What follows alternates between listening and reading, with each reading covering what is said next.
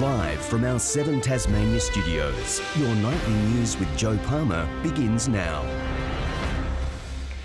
Good evening, everyone. It was predicted as the day from hell. 700 fire personnel fighting 71,000 hectares of bushfires across Tasmania. Emergency warning alerts were put in place throughout the day for 9 fire areas burning in the Central Plateau, the state's west coast and Jeffstone, with some towns completely evacuated. Our crews have been on the ground in those fire-affected areas. Jess Moran on the state's west coast and Michael Breen in Jeffstone. First, let's cross to Jess Moran. Good evening, Jess. You've spent most of the day in Zeehan, but you had to move late this afternoon to Rosebery. What is the current situation there now? Joe, as you just mentioned, we are in Rosebery tonight, which is currently on a watch and act alert, but that could be elevated to an emergency warning if the winds change direction. Now, crews here on the ground are prepared for that to happen. Most of the town has been evacuated already, which is a similar site to that of Zeehan, which is where we spent most of our day today, and everyone there has left except for those that are prepared to fight for their homes and properties. Let's have a look at how the day unfolded there. This is what local fire crews were up against this morning, a wall of flames covering the road. Shortly after, residents living in the top of town were evacuated, with an emergency warning issued by fire authorities. Their message was simple: get out. Some, though, with bushfire survival plans, chose to stay and defend their properties. No, we're staying. No, we're going to stay. Yeah, we're just setting a pump up at the hardware, get water out of the creek. Yeah, so... yeah, we'll stay. Others had their cars packed, ready to leave at a moment's notice. We're all prepared, ready to get in the car and head for the hills, but at this stage we're just hanging in and keeping a close eye on everything. Fire crews planned for the worst, fearing the town would be hit just after midday. At the moment, we are in preparation for the fire to hit the northern end of the town. So today is all about protecting people and properties and making sure the community is safe. By 2 p.m, this was the site for Zeehan locals, billowing smoke covering the town, sending ash and embers flying. But the winds changed direction, blowing the 4,000 hectare fire down the valley towards Rosebery. Crews rushed there to make a base and set up resources to fight the out-of-control blaze. Well, at the moment we're on high alert due to the fire, the impending fire, which we believe is going to come over those hills down towards Rosebery in the next couple of hours.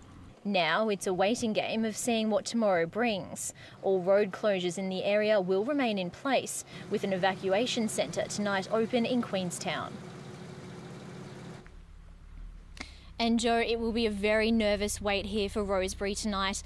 They don't know if the full-scale evacuation will be placed, but if they are ready to go. In the past half an hour, though, here it has actually started raining, which will significantly help crews on the ground. Back to you. OK, thank you very much for that, Jess. We'll just have to wait and see what happens there this evening. To the Huon Valley now, Michael Breen joins us there. Good evening, Michael. What's happening with the fire burning near Jeffstone? Well, the situation here is okay at the moment, I would say. There were fears that fire burning about 13 kilometres to the west of the town could generate some pretty severe ember attacks, dropping those embers in what's really very dry vegetation in this area. Now, thankfully for residents and firefighters, that doesn't seem to have happened yet. We are definitely feeling those strong winds that are being felt right across the state, but they seem to be pushing in a more southerly direction, which is not in the direction of the town centre, so that's definitely thankful. And as we heard there on the west coast, we've also had some slight rainfalls here too. Now let's take a look at how the day unfolded here in Jeffstone. A tanker wetting down a shop in the main street of Jeffstone. The normally buzzing visitor town busy for a different reason today. So what are you doing to prepare this morning? We've been put water around everything. We've got bits of tanks and everything around the hot spots that we think. Fire crews on standby in the town, playing a defensive strategy on a day of such high fire danger. With the possible threat from a blaze that started near the Tahoon Airwalk but this morning was now 13 kilometres away. We can't actually put it out in the bush there today. With the fire danger that's predicted today, it's going to get to severe, so if we get those really hot, dry winds, it's not safe being in the bush and we can't put the fire out today under those conditions. An eerie, calm and mild morning heating up as the afternoon brought sudden and dramatic winds, sending the thick smoke and ash south of Jeffstone. People at the Stanmore property near Dover wetting down the site, preparing dozers and tankers for a possible fight. We've got it eaten off pretty well, and we've got all our hay cut because we prepare this every year just in case it does come. So we're right. We'll be right. So you'll have people patrolling and ready to put out any spot fires? Yeah, for sure. Yeah, that's what our tankers will do. Many people deciding to leave Jeffstone ahead of the fire danger and unpredictable weather. Is the biggest wild card today the wind? You just don't know what direction it's going to push the fire in? Yeah, from what we hear, the wind's going to change sometime today, and that's the scariest thing about it all. Yeah, we'll head north to Huonville now. We've got everything out, so now we've just got to get the family and the pets and go. Other fires behind the Tahoon fire complicating the situation. With the lightning strikes from the other day, there was a few more fires directly west of the fire that we've got that have joined up, so that could put a lot more smoke and ember in over the Jeffstone area later today. The Jeffstone fire has behaved itself relatively well today. It hasn't taken a hard run. It has thrown... Michael, can I ask, did many people choose to evacuate themselves? Yes, quite a few people chose to take the advice and leave town. Most of the shops were closed, not all of them, but most of the shops. So it has been a bit of a ghost town here. Now, there was an evacuation centre set up at Huonville. About 70 people, sorry about the wind there, about 70 people turned up there, of course seeking refuge and just getting out of the way of what could have been quite a dangerous situation. Michelle Wisby was there and files this report. Huonville filled with activity, these crews preparing to fight the blaze near Jeffstone, while others were escaping it. In the morning when I woke up, it was not too bad. I thought, it might not happen, but it changed so quick and the wind direction changed too. So we just made a decision that's it, we better go. No use fighting a fire with a hose. This evacuation area capable of holding 500 people. Dozens of Jeffstone residents already choosing to sleep there last night. I wanted to stay, but then I have my wife to think about and my kids are on the mainland, so they said don't be a hero, so I'm not going to be. It's only a house. While others camped on the Oval. At the moment we have approximately 100 people inside. Last night we had 46 people stay overnight. But this facility provides more than just a bed and meals for those leaving everything behind. We have 3 social workers and we also have a walk-in GP, nurse, psychology and also a pharmacy service. Just down the road, the showgrounds turned into a shelter for animals. We can cater for most animals. We have at the moment, we've got goats in, we've got sheep in, we've got horses in. Chooks, we've got a lot, we can cater for a lot of chooks. The Huon community rallying as they prepare for the worst. Michelle Wisby, 7 Tasmania News. Meanwhile, it's been a nervous wait for communities in the Central Highlands as the Great Pine Tier Fire bears down on the region. Our reporter Sean McComish joins us now from the Tasmania Fire Service Youngtown headquarters. Good evening, Sean. How have people been coping there? Joe, a nervous day indeed for communities in the Central Highlands. The Tasmania Fire Service has confirmed a second structure has been claimed by the inferno, believed to be in the Great Lake area. Now, roads into the region were closed today, but we did manage to speak with several shack owners about how they've been preparing. Flames light up the night as Myena residents show their gratitude. It's a controlled burn. They're doing a great job. Today, smoke from the Great Pine Tier Fire filled the sky. Down on the ground, shack owners at Penstock Lagoon gathered nervously, grappling with the hard question, whether to stay or go. We understand the next couple of hours are going to be the worst, so we've prepared with, we've got 5 firefighting pumps and hoses into the lake, and we're just, our biggest worry here is going to be ember attack. Hosing down the homes as they waited for the worst. fire is very active and is burning. I think it's burnt all the way to Lake Echo and is heading down the Marlborough Highway towards Bronte. So it's a big fire, and it is a big concern. By this afternoon, 5 emergency warnings were in place for 9 locations across the Central Highlands. The outlook from firefighters was also grim. As I understand it, at the northern end of Lake Echo and sending spot fires into areas around Wattamana. So people in those areas would expect to see some sort of fire activity in the next 24 hours. Even with a cool change, winds are expected to push the fire east, potentially impacting Shannon and Wattamana. There are quite heavy fuel loads in the bushland out there, and that's going to support fire travel for the foreseeable future. For now, the nervous wait continues. Sean McComish, 7 Tasmania News. We cross now to Michelle Wisby, who joins us from Medina, close to the Gel River fire. Hi Michelle, what can you see around you there this evening? Well, Joe, when we first arrived in Medina, one of the first things we saw was a real orange glow over these hills just behind me. Now, it's the Gel River fire that is impacting this area. It's been burning for almost a month now, but only recently crossed its long-held containment lines.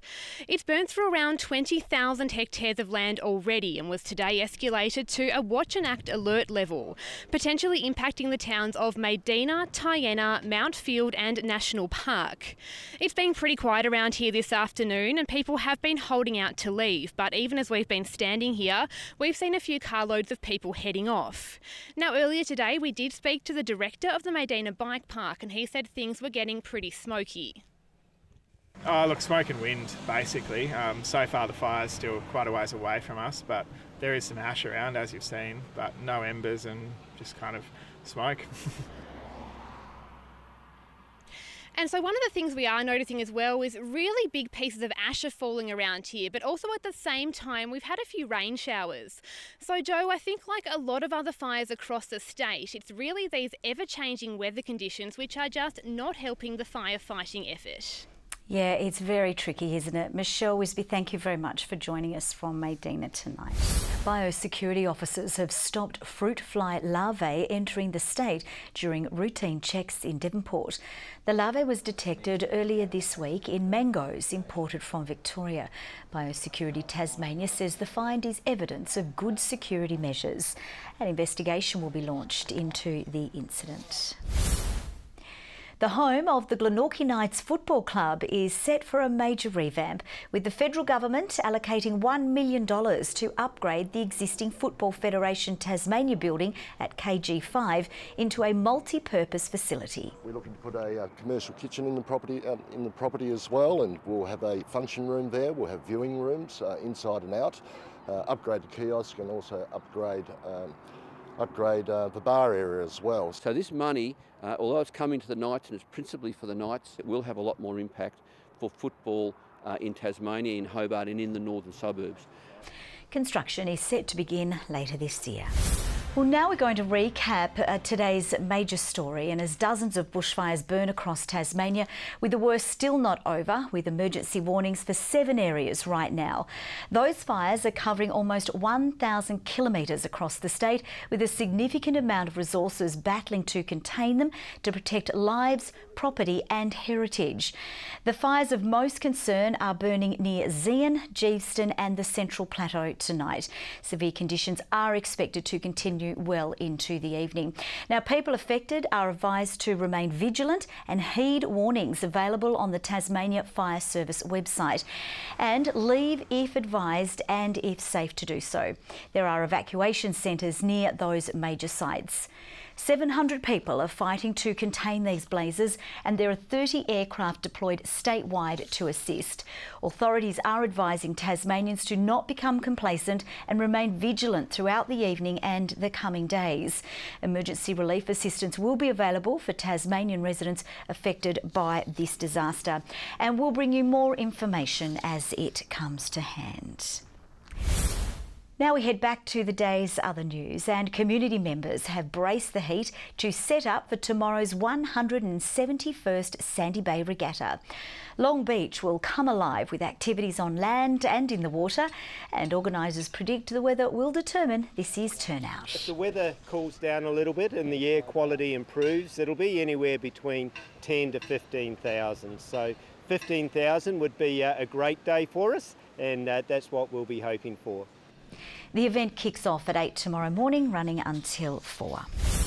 A big opening stand from Hobart Hurricanes players Caleb Jewell and Jake Doran has helped North Hobart along to a dominant win over Lindisfarne and the Cricket Tasmania Premier League 2020 Grand Final overnight. The Demons kept the Lightning to 155 runs from their 20 overs before Jewell and Doran fired at the crease, scoring 75 and 61 respectively to see their side home with 10 wickets and 2 overs to spare.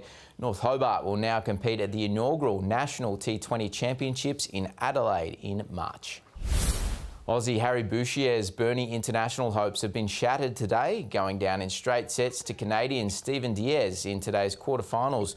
Boucher was outclassed right from the opening serve, going down 6 games to 2 in the opening set before suffering the same fate in the second. Poland's Kamil Marzak progressing through to the semi-finals later in the day thanks to a straight sets win over Sebastian Fenzelo. Motorheads around the state are gearing up for the biggest racing season in Baskerville history, with more events than ever planned for the iconic raceway, and there's some interesting new additions set to entice crowds.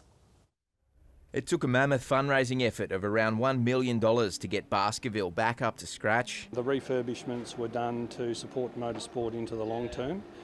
We've now got new events on the calendar which are encouraging people into motorsport. One of those is next week's Baskerville 1000, allowing drivers of any experience level to get their passion projects on the track and get a taste of motorsport action. Baskerville 1000 has proven to be very popular. The entries are open now. We're expecting at least 60 cars with over 200 drivers over 2 days next week.